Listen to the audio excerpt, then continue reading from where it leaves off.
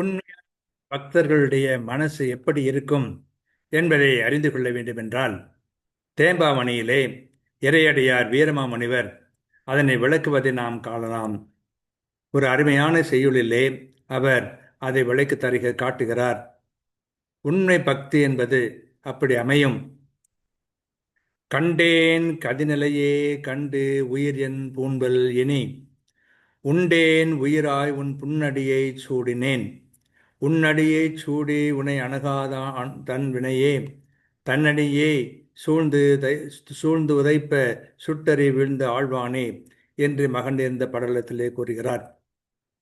கிறிஸ்துவின் வழியாகத்தான் நிலை வாழ்வு உண்டு, மீட்பு உண்டு. வேறு எவர் வழியாகவும் எந்த பெயராலும் நாம் மீட்படைய முடியாது என்பதை உணர்த்துகின்ற வகையிலே இந்த செய்யுள் அமைகிறது. உன்னை கண்டதன் மூலம் மோட்சகதியின் நிலையை இத்தகையதென்று கண்டு கொண்டேன். கண்டு என்னையும் ஏன் உயிரை தாக்கிக் கொண்டு உலகில் இருப்பேன்? எனக்கு உயிராய் உன் அன்பையே உட்கொண்டேன். உன் திருவடியையே தலைக்கு அணியாகச் சூடிக்கொண்டேன்.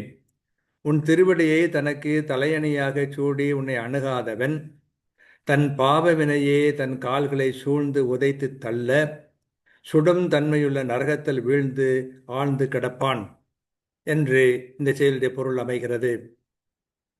இதனுடைய கருத்து என்ன என்றால், இறைமகனே உன்னை கண்டது வானகத்தை கண்டது போல்தான்.